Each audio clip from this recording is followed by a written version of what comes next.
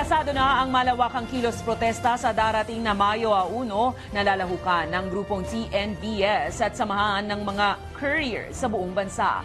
Wala na raw kasi silang kinikita sa sobrang laki ng ibinabawas sa kanilang sahod. Pero nagbabala ang Quezon City Police District. Huhulihin ang sinumang magsasagawa ng protesta sa lungsod kung walang kaukulang permit. May balitang A to Z si Kim Salinas. Tila hindi na mapipigilan ang damdamin ng umano'y hirap na hirap ng mga TNVS at courier drivers dahil sa kaliitan ng kanilang kinikita sa gitna ng mga nagtataasang presyo ngayon.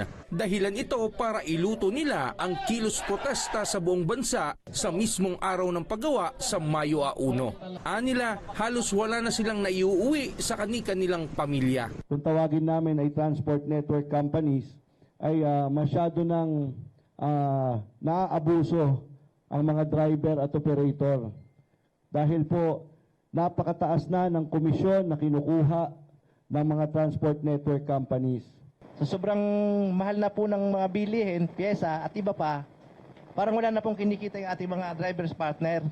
At isa pa po, yung pong mga protection, wala po silang binibigay, katulad po ng sa insurance. Tigil ang kanilang operasyon sa darating na Miyerkules. Sobrang bingi ang ating Pangulo ng Republika ng Pilipinas.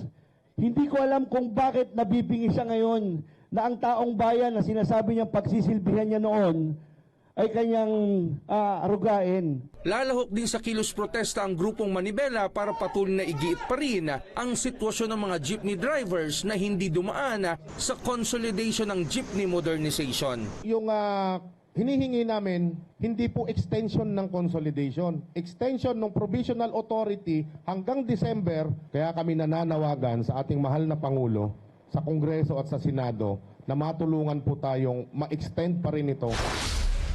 Gayunpaman, mariing sinabi ng Quezon City Police District na mahigpit nilang ipatutupad ngayon ang no permit, no rally sa kanilang lungsod. Hindi po tayo mangingiming hulihin sila kasi yun po yung natin na batas na nalabag nila.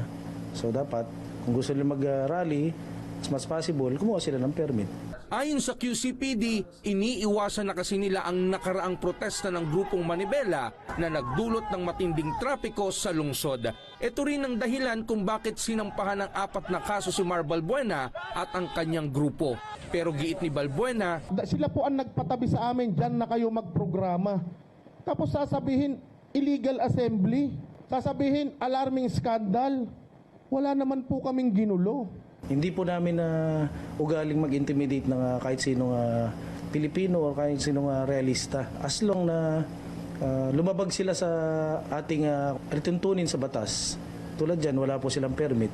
hindi pa man Labor Day nakakalat na ang kapulisan sa Commonwealth Avenue at sa Welcome Rotonda, pero hindi umano magpapatinag ang mga magpoprotesta na ang tanging magagawa lang ay maiboses ang kanilang karapatan at ipinaglalaban sa espesyal na araw na para sa kanila. Para sa Balitang A to Z, Kim Salinas.